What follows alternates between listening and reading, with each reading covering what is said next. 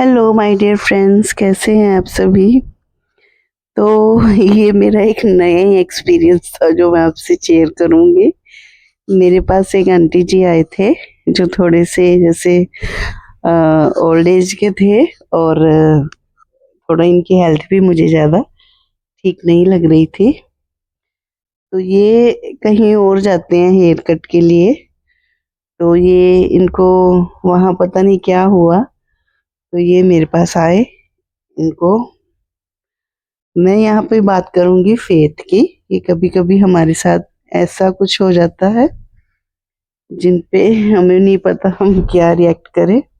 तो मैं आपसे ये स्टोरी शेयर करती हूँ। तो ये आंटी जी आए, ये जहाँ जाते हैं वहाँ पता नहीं क्या हुआ, किस कारण से ये वहाँ काम नहीं करवा पाए।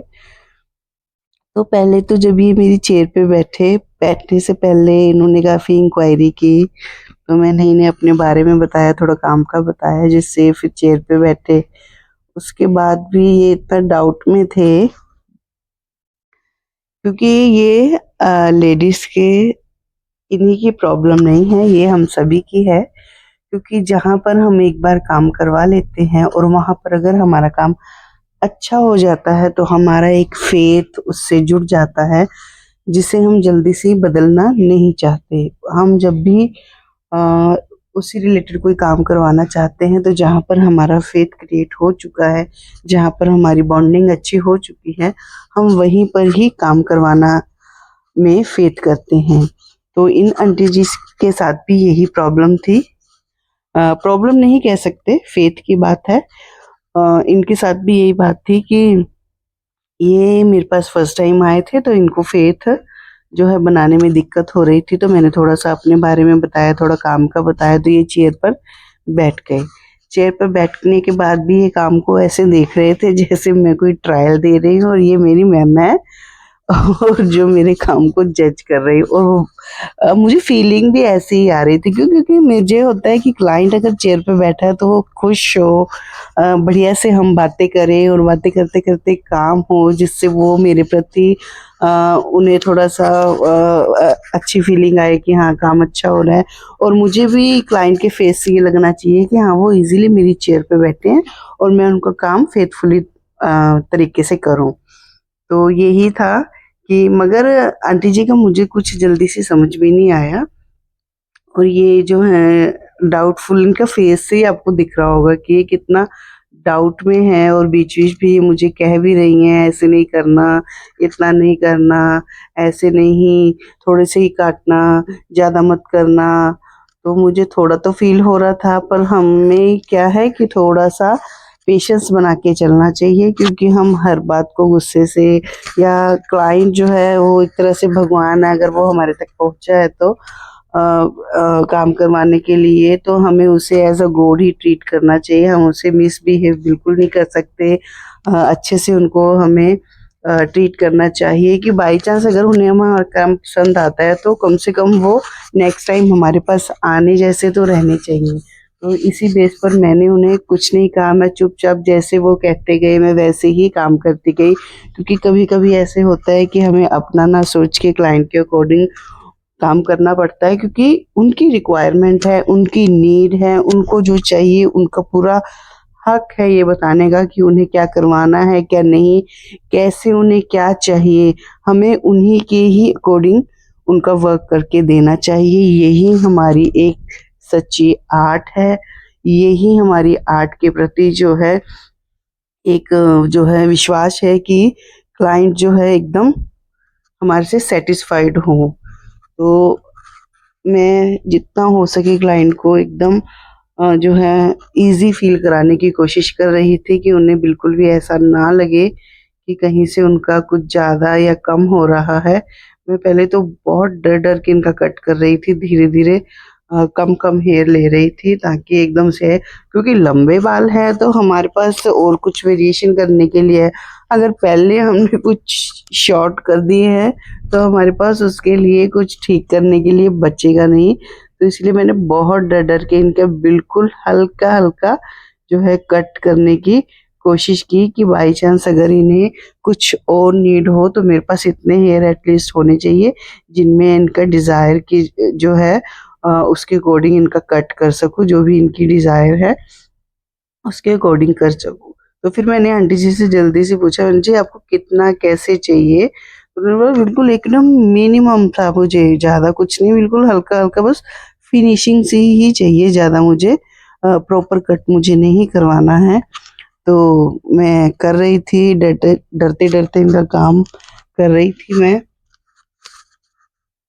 और ये मिरर में मुझे लगातार जज कर रही थी, कुछ-कुछ बता भी रहे थे कि मैं सेक्रेड हार्ट स्कूल के प्रिंसिपल बनने तक का मुझे मौका मिला था, मैं कर नहीं पाई।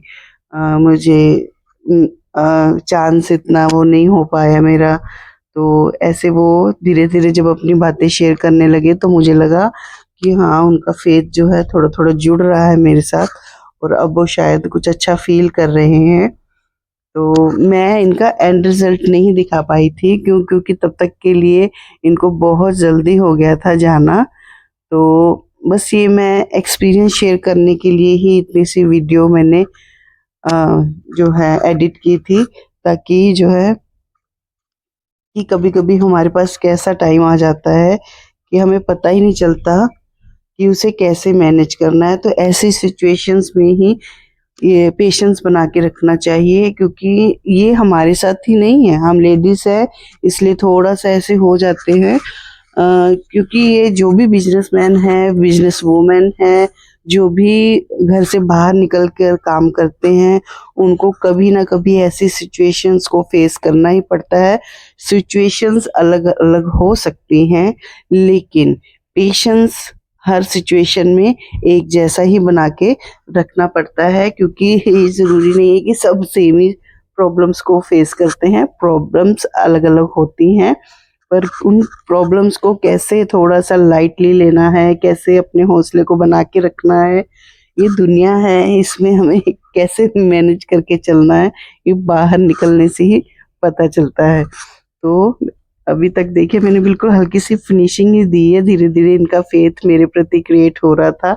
बाद की वीडियो मैं रिकॉर्ड नहीं कर पाई, ये बहुत ही उसके बाद मुझसे अच्छे से बात करके थैंक यू करके फिर ये गए हाय हेलो करके, अच्छा बेटा फिर मिलते हैं। मैंने भी कहा आंटी जी ठीक है जी, फिर मिलते हैं।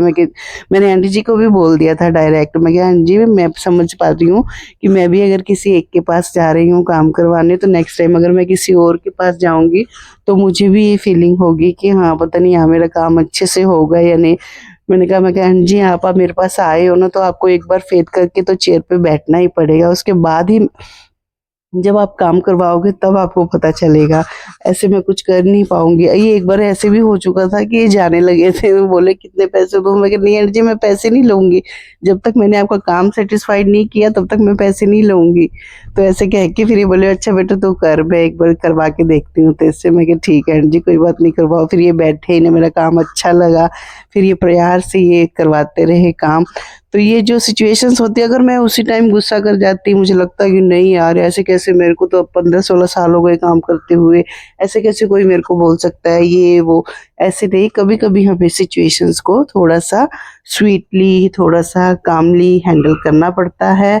अब देखो अगर इनसे हमारी पहले ही बहस हो चुकी होती तो इतने रिज़ल्ट तक तो मैं आ ही नहीं पाती डेफ़िनेटली। तो इन सब चीज़ों को हैंडल ओवर करते हुए हम यहाँ तक पहुँचे हैं कि मेरे एक क्लाइंट में और बढ़ोतरी हो चुकी है, मेरा एक क्लाइंट पक्का हो गया है। Till then bye bye. इनका जो पूरा रिव्यू है मैं बाद में नहीं कैच कर पाई थी, क्योंकि उसके बाद बातों में व्यस्त हो गए थे, और मैं लास्ट का इनका जो कट का पिक है वो ले नहीं पाई थी। चलो अब मैं इसीलिए फिर मैं पूरा रिव्यूज़ नहीं, मतलब पूरा मैं इनका जो हेयर कट का जो पिक है वो नहीं दिखा पाई। जितना हो सके मैंने कोशिश की है। मेन बात ये कट की नहीं थी, मेन बात थी ये जो हम प्रॉब्लम्स फेस करते हैं उसी के बेस्ड पे। तो इसलिए चलो मिलते हैं फिर अगली वीडियो में, अगले किसी नए एक्सपीरियंस के साथ। Till then bye bye. घबराइए नहीं, अपनी जर्नी को अच्छे से करिए, चाहे आप बिगनर हो, चाहे आप कैसे भी हो, प्रॉब्लम सबके साथ आती है। अब हम 16-17 साल हो चुके हैं इस लाइन में, अभी तक भी हम प्रॉब्लम्स फेस करते हैं, क्योंकि नए-नए लोग मिलते हैं तो प्रॉब्लम्स भी नई-नई आती हैं, है ना?